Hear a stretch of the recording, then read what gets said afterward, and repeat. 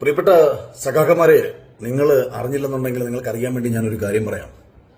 അങ്ങ് ഉത്തർപ്രദേശിൽ യോഗിയുടെ കിരാതമായ ഭരണത്തിന് കീഴിൽ അവിടെ ഒരു കോളേജിൽ കുറെ ABVP കുട്ടികൾ ചേർന്നിട്ട് ഒരു പാവപ്പെട്ട ചെറുപ്പക്കാരനെ കഴിഞ്ഞ ഫെബ്രുവരി മാസം 18-ാം തീയതി അതിക്രൂരമായി മർദ്ദിച്ചതിന് ശേഷം അവനെ കെട്ടിയിട്ട് അവന് ഭക്ഷണം പോലും കൊടുക്കാതെ അവനെ 150ഓളം കുട്ടികളുടെ മുന്നിൽ നഗ്നനാക്കി മർദ്ദിച്ച് ഇല്ലാതാക്കി കൊന്നുകളഞ്ഞിരിക്കുകയാണ്. ഇത് കൊന്നുകളഞ്ഞു എന്ന് മാത്രമല്ല, ഈ ഭരണകൂടത്തിന്റെ ആൾക്കാരും ഈ ABVP എന്ന് പറയുന്ന വിദ്യാർത്ഥി പ്രസ്ഥാനവും പിന്നീട് ചെയ്തതെന്ന് പറഞ്ഞാൽ ഇവനെ ABVP-കാരനാക്കി മാറ്റി ഒരു അനുശോചനം അറിയിച്ചു.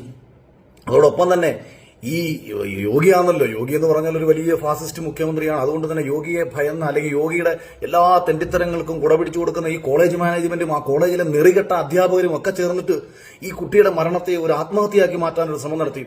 നിങ്ങൾ അറിഞ്ഞില്ലേ? നിങ്ങൾ അറിയാതിരിക്കത്തില്ലല്ലോ. ഇന്ത്യയിൽ എവിടെ നടക്കുന്ന കൊച്ചു കൊച്ചു പ്രശ്നങ്ങളും അറിയാതിരിക്കുന്നത് നിങ്ങൾ എങ്ങനെയാണ് ഈ വിഷയം അറിയാതിരിക്കുന്നത്?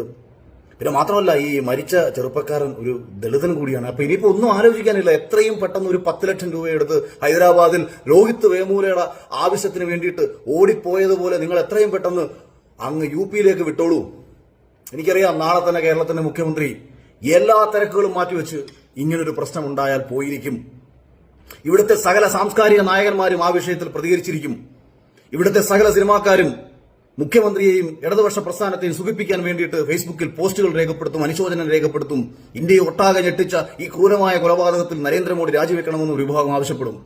ഇതുപോലെ ഒരു ഫാസിസ്റ്റ് ഭരണം ലോകത്തുണ്ടോ എന്ന് ചോദിക്കും. ഇതുപോലെ ഒരു ഫാസിസ്റ്റ് രാഷ്ട്രീയ പ്രസ്ഥാനം ലോകത്തുണ്ടോ എന്നിവർ ഘോരഘോരം വാദിക്കും. കവിതകൾ എഴുതും, പാട്ടുകൾ പാടും, സാംസ്കാരിക സമ്മേളനങ്ങൾ നടത്തും, നാടകങ്ങൾ നടത്തും, തെരുവ് നാടകങ്ങൾ നടത്തും, കൊട്ടിക്കോഷിക്കും, തെയ്യവും കഥകളിയുമായിട്ട് ഇവർ പല രീതിയിൽ ഇത് സമൂഹത്തിലേക്ക് എത്തിക്കാൻ ശ്രമം നടത്തും.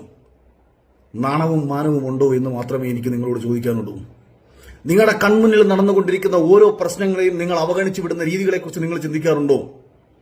നിങ്ങൾ കാണിച്ചുകൊണ്ടിരിക്കുന്ന തെമ്മാടിത്തരങ്ങളെക്കുറിച്ച് നിങ്ങൾ എപ്പോഴെങ്കിലും ഒന്ന് റീതിങ്ക് ചെയ്തിട്ടുണ്ടോ? അമൃതം ഗമയ എന്ന് പറയുന്ന പഴയ ലാലേട്ടന്റെ ഒരു സിനിമയുണ്ട്. ആ സിനിമ എപ്പുറത്ത് നിങ്ങൾക്കറിയാം. തമ്പുരു ശ്രുതി മീട്ടിയോ തളിരങ്കുലി തൊടുമ്പോ, ഈ ഒരു പാട്ട് നിങ്ങളെല്ലാവരും ഓർമ്മയുണ്ടാവുമെന്ന് ഞാൻ വിശ്വസിക്കുന്നു. ആ സിനിമയുടെ വിഷയം ഒരു ഡോക്ടറായ മകനെ വിദ്യാർത്ഥിയെ അതിക്രൂരമായി കൊന്ന ഒരു റാഗിംഗ് സംഭവത്തെ തുടർന്ന് ബേസ് ചെയ്ത് വന്ന ഒരു കഥയാണ്. അപ്പൊ ഇത് ഇന്നലകളിലും ഇവിടെ ഉണ്ടായിരുന്നു. ഇത് ഇന്നും വർഷങ്ങൾക്ക് ഇപ്പോൾ 1987 ഇറങ്ങിയ ഒരു സിനിമയിൽ പറഞ്ഞ അതേ വിഷയം നമ്മുടെ കൺമുന്നിൽ നടന്നുകൊണ്ടേയിരിക്കുന്നു. ഇതാരാണ് ചെയ്യുന്നത്? ഇത് കേവലം ഞാൻ SFI എന്ന രാഷ്ട്രീയ പ്രസ്ഥാനത്തെ കുറ്റപ്പെടുത്താൻ വേണ്ടിയിട്ട വീഡിയോ അല്ല. ഇവിടെ ഒരു വിദ്യാർത്ഥിയിലേക്ക് രാഷ്ട്രീയം വരുമ്പോൾ അവൻ വിദ്യാർത്ഥി അല്ലാതായി മാറുന്നു എന്നുള്ളിടത്താണ്. ഒരുവൻ രാഷ്ട്രീയക്കാരനായി മാറുമ്പോൾ, പ്രത്യേകിച്ച് കമ്മ്യൂണിസ്റ്റുകാരനായി മാറുമ്പോൾ അവനൊരു കൊലപാതകിയായി മാറുന്നു എന്നുള്ളിടത്താണ് നമ്മൾ എതിർക്കപ്പെടേണ്ട പ്രശ്നങ്ങൾ വരുന്നത്. ഇപ്പൊ ഇന്ത്യ മഹാരാജ്യത്ത് അപ്രമാദിത്യത്തോടുകൂടി രാജ്യം ഭരിക്കുന്ന ഒരു രാഷ്ട്രീയ പ്രസ്ഥാനമാണ് BJP. ആ BJPയുടെ മൂക്കിന്റെ കീഴിലിരിക്കുന്ന ഒരു കോളേജ് ക്യാമ്പസാണ് JNU. ഈ JNUവിൽ കഴിഞ്ഞ ഇത്രയും നാളുകൾക്കിടയും അവിടെ SFI തന്നെയാണ് അവിടുത്തെ ഏറ്റവും വലിയ ശക്തിയുള്ളത്. അവിടെ SFIക്ക് പ്രവർത്തിക്കാൻ പറ്റാത്ത ഒരു സാഹചര്യം ഉണ്ടായിട്ടുണ്ടോ? ചുറ്റിനും പുറത്തുള്ള ഏതെങ്കിലും RSSകാർ കയറി അവിടെ SFIക്കാരെ മർദ്ദിച്ച് അവിടെ പ്രവർത്തിക്കാൻ പറ്റാത്തൊരു സാഹചര്യം, അതായത് അവർക്ക് അവിടെ ഒരു രീതിയിൽ പ്രവർത്തിക്കാൻ പറ്റാത്തൊരു സാഹചര്യം സൃഷ്ടിക്കപ്പെട്ടിട്ടുണ്ട്. അപ്പൊ നിങ്ങൾ ഫാസിസ്റ്റ് എന്ന് വിളിക്കുന്ന ഇത്തരം രാഷ്ട്രീയ പ്രസ്ഥാനങ്ങളെക്കാളും എത്രയോ ക്രൂരന്മാരാണ് നിങ്ങൾ എന്നുള്ളതല്ലേ ഈ കേരളത്തിലെ ക്യാമ്പസുകളിൽ എതിർ രാഷ്ട്രീയ വിദ്യാർത്ഥി പ്രസ്ഥാനങ്ങൾക്ക് യാതൊരു രീതിയിലുള്ള ജനാധിപത്യ മൂല്യമോ പ്രതിപക്ഷ ബഹുമാനമോ പ്രവർത്തിക്കാനുള്ള സ്വാതന്ത്ര്യമോ കൊടുക്കാതെ ഫാസിസത്തിന്റെ അങ്ങേ തലയ്ക്കൽ നിന്നുകൊണ്ട് പ്രവർത്തിക്കുന്ന ഒരു രാഷ്ട്രീയ പ്രസ്ഥാനമല്ലേ SFI എന്നുള്ളത്? വിമർശനാത്മകമായിട്ട് മാനുഷിക ബോധ്യത്തോടുകൂടി മൂല്യത്തോടുകൂടി നിങ്ങളൊന്ന് ചിന്തിച്ചാൽ നിങ്ങൾക്ക് തന്നെ മനസ്സിലാക്കാൻ കഴിയും. എല്ലാ ക്യാമ്പസുകളിലും തിരുവനന്തപുരത്ത് ASFന്റെ കുട്ടികൾക്ക് പോലും നേരിടേണ്ടി വന്ന ക്രൂരമായ അപകടങ്ങളെക്കുറിച്ച് ആലോചിക്കുമ്പോൾ ഈ ക്യാമ്പസിലുടനീളം SFIയിൽ പ്രവർത്തിക്കുന്നവർ ചെയ്യുന്നത് ഇത്തരം പ്രവൃത്തികളാണ്. ഇനി ഞാൻ ഇതിനകത്ത് പറയാൻ ആഗ്രഹിച്ചൊരു വിഷയം, ഈ ചെറുപ്പക്കാരന്റെ ദാരുണമായ മരണത്തിൽ എനിക്ക് സമൂഹത്തോട് ചോദിക്കാനുള്ളതും എന്തെങ്കിലും ഇതിനകത്ത് നമുക്ക് തിരുത്തി മുന്നോട്ട് പോകാൻ കഴിയുമോ എന്നുള്ളതാണ്. അപ്പൊ തിരുത്തി മുന്നോട്ട് പോകാൻ ദൈവം അനുഗ്രഹിച്ച് ഒരു കാലത്തും ഇല്ലാത്ത വിധം ചെയ്ത തെറ്റിനെ ന്യായീകരിക്കാൻ വേണ്ടി അധികം നിന്നില്ല. അവർ ശിക്ഷിക്കപ്പെടട്ടെ എന്നെങ്കിലും പറയാൻ പറ്റും. മറ്റേത് സാധാരണ അങ്ങനല്ല, എന്തെങ്കിലുമൊക്കെ പറഞ്ഞ് ന്യായീകരിക്കും. കഴിഞ്ഞ ദിവസം ഒരു ചാനൽ ചർച്ചയിൽ ഒരു SFI നേതാവ് ഇരുന്നുകൊണ്ട് പറയുന്നത് കേട്ടു, അവന് നിങ്ങൾ ഭക്ഷണം കൊടുത്തില്ല എന്ന് നിങ്ങളോട് ആരാണ് പറഞ്ഞത്? 3 ദിവസമായിട്ട് അവനെ ഭക്ഷണം കൊടുക്കാതെ കെട്ടിയിട്ട് മർദ്ദിച്ചു എന്ന് നിങ്ങളോട് ആരാണ് പറഞ്ഞത്? ഹാഷ്മി പറയൂ എന്ന് പറഞ്ഞ് ആവർത്തിച്ച് ഒരു വിവരം കെട്ടവൻ ചാനൽ ചർച്ചയിൽ ചോദിക്കുന്നത് ഞാൻ കേട്ടു. അതായത് ഞങ്ങൾ അവനെ തല്ലിക്കൊന്നു, ഭക്ഷണമൊക്കെ കൊടുത്തിട്ടുണ്ടായിരുന്നു. അപ്പം കൊടുത്തില്ല എന്ന് നിങ്ങൾ പറയരുത്. ഞങ്ങൾ അവനെ നഗ്നനാക്കിയൊക്കെ മർദ്ദിച്ചു, ക്രൂരമായി മർദ്ദിച്ചു. പക്ഷേ ഞങ്ങൾ അവന് കഴിക്കാൻ ഭക്ഷണം കൊടുത്തിട്ടുണ്ടായിരുന്നു. അത്രയും മൂല്യബോധമുള്ള ഒരു മനുഷ്യരാണ് ഞങ്ങൾ അങ്ങനെ നിങ്ങളെ കണക്കൊന്നുമല്ല. ISS പോലും മരിക്കുന്നതിന് മുമ്പ് ഇച്ചിരി വെള്ളം കൊടുക്കും. എടാ നാറികളെ, ISSനെ കാട്ടിയും അപമാനിക്കപ്പെട്ട ഒരു രാഷ്ട്രീയ പ്രസ്ഥാനമായിട്ട് നിങ്ങൾ മാറുന്നത് നിങ്ങളുടെ ചെയ്തികൾ കൊണ്ടാണ്. പല രാഷ്ട്രീയ കൊലപാതകങ്ങളും കേരളത്തിൽ നടന്നിട്ടുണ്ട്. പലരും പലരെയും കൊന്നിട്ടുമുണ്ട്. പക്ഷെ ക്രൂരവും പൈശാചികവുമായിട്ടുള്ള കൊലപാതകങ്ങൾ പലപ്പോഴും നടത്തുന്ന രാഷ്ട്രീയ പ്രസ്ഥാനം കമ്മ്യൂണിസ്റ്റ് പാർട്ടിയാണ്. ബംഗാളിൽ 55,000 പേരെയാണ് കൊന്നൊടുക്കിയത്. 28,000 പേരെ കൊന്നു നിങ്ങളുടെ മുഖ്യമന്ത്രി തന്നെ നിയമസഭയിൽ പറഞ്ഞിട്ടുണ്ട്, ബുദ്ധദേവ് ഭട്ടാചാര്യ തന്നെ പറഞ്ഞിട്ടുണ്ട്. ഇന്ത്യയിലെ മറ്റൊരു സംസ്ഥാനത്തും ഇത്തരം രാഷ്ട്രീയ കൊലപാതകങ്ങൾ നടക്കാറില്ല. അതായത് ഒരു രാഷ്ട്രീയ പ്രസ്ഥാനം മറ്റൊരു രാഷ്ട്രീയ പ്രസ്ഥാനമായിട്ട് നടത്തുന്ന രാഷ്ട്രീയ കൊലപാതകങ്ങൾ, BJPക്കെതിരെ പോലും നടക്കുന്നത് വർഗീയ പരാമർശം മാറ്റി നിർത്തി കഴിഞ്ഞാൽ കോൺഗ്രസിനോ ആം ആദ്മി പാർട്ടിക്കോ SPക്കോ BSPക്കോ മറ്റേതെങ്കിലും ഒരു രാഷ്ട്രീയ പ്രസ്ഥാനത്തിനോ ഞങ്ങൾക്ക് പ്രവർത്തിക്കാൻ കഴിയാത്തൊരു സാഹചര്യം ഉണ്ടാക്കുന്നുണ്ട്, ഞങ്ങളുടെ നേതാക്കന്മാരെ കൊന്നൊടുക്കുന്നുണ്ട്, ഞങ്ങളുടെ പാർട്ടി പ്രവർത്തിക്കുന്നവരെ കൊന്നൊടുക്കുന്നുണ്ട് എന്ന് പറഞ്ഞിട്ട് ഇന്നുവരെയും നാളിതുവരെയും കോൺഗ്രസ്സുകാർ പോലും ഉത്തരേന്ത്യയിൽ പറഞ്ഞിട്ടില്ല BJP കാരണം ഞങ്ങൾക്ക് അവിടെ ജീവിക്കാൻ കഴിയുന്നില്ല എന്ന് പറഞ്ഞിട്ടില്ല. പക്ഷെ കേരളത്തിൽ ആരാരെ കൊന്നാലും അതിന്റെ ഒരു ഭാഗത്ത് CPM ഇല്ലേ? ഒരു മുസ്ലിം ലീഗുകാരൻ കൊല്ലപ്പെട്ടാൽ ഒരു ഭാഗത്ത് CPM ഉണ്ടായിട്ടില്ലേ? ഒരു PDPക്കാരൻ കൊല്ലപ്പെട്ടാൽ അതിന്റെ ഒരു ഭാഗത്ത് CPM ഉണ്ടായിട്ടില്ലേ? ഒരു CPI-കാരൻ കൊല്ലപ്പെട്ടാൽ അതിന്റെ ഒരു ഭാഗത്ത് CPM ഉണ്ടായിട്ടില്ലേ? കോൺഗ്രസ്സുകാരൻ കൊല്ലപ്പെട്ടാൽ, BJPക്കാരൻ കൊല്ലപ്പെട്ടാൽ അത് എന്തും അപ്പം ആരെങ്കിലും നിങ്ങളെ തിരിച്ച് അറ്റാക്ക് ചെയ്യുമ്പോഴത്തേക്ക് ഞങ്ങളെയും കൊന്നിട്ടുണ്ട്, ഞങ്ങളാണ് ഏറ്റവും കൂടുതൽ, ഞങ്ങളുടെ ആൾക്കാരാണ് മരിച്ചതെന്ന് പറഞ്ഞാൽ എന്ത് അർത്ഥമാണുള്ളത്? അപ്പൊ കൊലപാതകം നിങ്ങളുടെ രക്തത്തിൽ ആവാഹിക്കപ്പെട്ടുള്ളതാണ്. ഇനി പ്രധാനമായും ഞാൻ വിഷയത്തിൽ നിന്ന് മാറിപ്പോകാതിരിക്കാൻ വേണ്ടി പറയാം. എന്നെ ഈ വിഷയത്തിൽ അത്ഭുതപ്പെടുത്തിയത് അവിടെ നിശബ്ദരാക്കപ്പെട്ട വിദ്യാർത്ഥി സമൂഹമാണ്. എന്തൊരു തലമുറയാണ് നമ്മുടെ മുന്നിലൂടെ വളർന്നു വന്നുകൊണ്ടിരിക്കുന്നത്. 150 കുട്ടികളുടെ മുന്നിൽ വെച്ച് ഒരു ചെറുപ്പക്കാരനെ നഗ്നനാക്കി ക്രൂരമായി ഉപദ്രവിച്ചു എന്ന് പറയുമ്പോൾ, പണ്ടുള്ള കാലത്തായിരുന്നെങ്കിൽ ശരിയാ, പറയാൻ ഇവരോട് ഭയം കാരണം പറഞ്ഞു കഴിഞ്ഞാൽ അതിനുള്ളിൽ മാത്രം, ആ ക്യാമ്പസിനുള്ളിൽ മാത്രം തളയ്ക്കപ്പെടുകയും അത് പുറം ലോകം അറിയാതിരിക്കുകയും ചെയ്യും. ഇന്ന് ഈ മൊബൈൽ ഫോൺ എന്ന് പറയുന്ന ലോകത്തിലെ ഏറ്റവും ശക്തമായ ഒരു ആയുധം നിങ്ങളുടെ കയ്യിലിരിക്കുമ്പോൾ ആ നടന്ന സംഭവം ഒന്ന് പകർത്തി പുറം ലോകത്തോട് പറയാൻ ചങ്കുറപ്പില്ലാത്ത 150 വിദ്യാർത്ഥികളായിപ്പോയല്ലോ പ്രിയപ്പെട്ട കുട്ടികളെ നിങ്ങൾ എന്നുള്ളതാണ് എന്നെ ഏറ്റവും ഭയപ്പെടുത്തുന്നത്.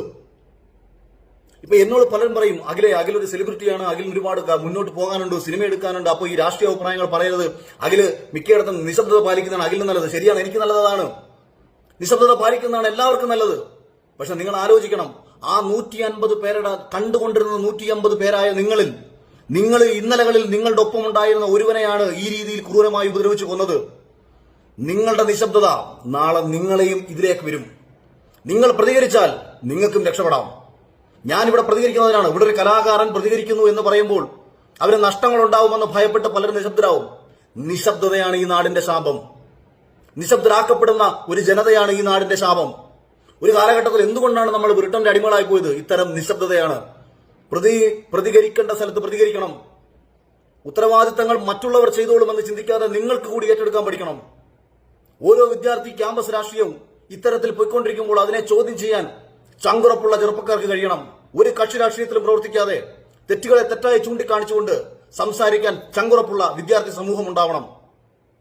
നിങ്ങൾക്ക് ഏത് രാഷ്ട്രീയ പ്രസ്ഥാനത്തിൽ പ്രവർത്തിക്കാം, പക്ഷെ തെറ്റുകളെ ചൂണ്ടിക്കാണിക്കാൻ കഴിയണം. സ്വന്തം രാഷ്ട്രീയ പാർട്ടിയാണോ തെറ്റ് ചെയ്തത്, അത് തെറ്റാണെന്ന് പറയാനുള്ള ആർജവം കാണിക്കണം. അല്ലെങ്കിൽ നിങ്ങളെയും കൊല്ലും. ഇന്നലകളിൽ SFIയുടെ കൊടി പിടിച്ചൊരുവൻ, നിങ്ങൾക്കൊപ്പം നടന്നൊരുവനെയാണ് നിങ്ങൾ കൊന്നതെന്ന് സംസ്ഥാന സെക്രട്ടറി ആശ്രോതൻ ഇരുന്ന് പറയുകയാണ്. അവൻ ഞങ്ങളുടെ കൂട്ടത്തിലുള്ളവനെ ഞങ്ങൾ കൊന്നത്, ഞങ്ങളുടെ കൂട്ടത്തിലുള്ളവനെ ഒരുത്തൻ ഞങ്ങൾ ഒരുത്തൻ കൊന്നതിന് നിങ്ങൾക്ക് എന്താ വേണം എന്ന രീതിയിലാണ് പറയുന്നത്. അവൻ ഞങ്ങളുടെ പാർട്ടിയിലുണ്ടായിരുന്നു, ഞാൻ ഫോട്ടോ കാണിക്കാം. അപ്പൊ കൂട്ടത്തിലൊരുത്തനെ കൊന്നു എന്ന് അഭിമാനത്തോടുകൂടി പറയുന്ന ഒരു വിദ്യാർത്ഥി സംഘടനാ നേതാവ്, ഗവർണർ വിളിച്ച ക്രിമിനലുകളെന്ന് മാത്രമല്ല അതിന് മുകളിലേക്ക് ഇവരെ വിളിക്കേണ്ടി വരും. ആ രീതിയിലുള്ള ചെയ്തിയാണ് ചെയ്തത്. ഇത് പറയാൻ നിർബന്ധിതനാക്കുന്നതാണ്. അപ്പോൾ ദയവ് ചെയ്ത് ക്യാമ്പസിലേക്ക് പോകുന്ന കുട്ടികൾ ഇനിയും ഇത്തരത്തിൽ പടഞ്ഞു വീണ് മരിക്കാതിരിക്കാനുള്ള സാഹചര്യം ഉണ്ടാകണമെങ്കിൽ പ്രിയപ്പെട്ട വിദ്യാർത്ഥികളെ, നിശബ്ദത നിങ്ങൾ വെടിയണം. ഉറച്ചു സംസാരിക്കാനും ചങ്കുറപ്പോടുകൂടി നിന്ന് തെറ്റുകളെ ചോദ്യം ചെയ്യാനുമുള്ള ആത്മധൈര്യം നിങ്ങൾക്കുണ്ടാവണം. രക്ഷകർത്താക്കൾക്ക് അഭിമാനത്തോടുകൂടി കേരളത്തിലെ ക്യാമ്പസുകളിൽ തങ്ങളുടെ മക്കളെ പഠിപ്പിക്കാൻ വിടാനുള്ള ധൈര്യം ഉണ്ടാവണം. വിദേശ സർവകലാശാലകളിൽ പഠിക്കാൻ പോകുന്ന കുട്ടികൾക്കെതിരെ അതിനെതിരെ നിയമം നടപ്പിലാക്കാൻ പോയ ഒരു ഗവൺമെന്റ് കൂടിയാണ്. അത് തടയണമെന്ന് പറഞ്ഞൊരു ഗവൺമെന്റാണ്. എന്താ കാര്യം? ഈ ചെറുപ്പക്കാരെ, ഈ കുട്ടികളെ രാഷ്ട്രീയത്തിന്റെ പേരിൽ തലയിൽ വിഷം കുത്തിവെച്ചു കൊടുത്ത് തങ്ങളുടെ അടിമകളാക്കി മാറ്റിയില്ല എന്നുണ്ടെന്നുണ്ടെങ്കിൽ ഭാവിയിൽ കമ്മ്യൂണിസം ഉണ്ടോ? ഭാവിയിൽ കമ്മ്യൂണിസം ഇല്ല. അപ്പൊ ഭാവിയിലെ കമ്മ്യൂണിസം നിലനിൽക്കാൻ വേണ്ടിയിട്ട് ഈ ക്യാമ്പസിൽ പോകുന്ന കുട്ടികളെ SFI ആക്കി മാറ്റണം. കാരണം പലരും SFI ആകാൻ വേണ്ടി പോകുന്നതല്ല, പല ക്യാമ്പസുകളിലും SFI ശക്തമാണ്. അത്തരം ക്യാമ്പസുകളിലേക്ക് കടന്നു ചെല്ലുന്ന ഒരുവൻ നിലനിൽപ്പിന് വേണ്ടിയിട്ട് SFI ആയി മാറുന്നു.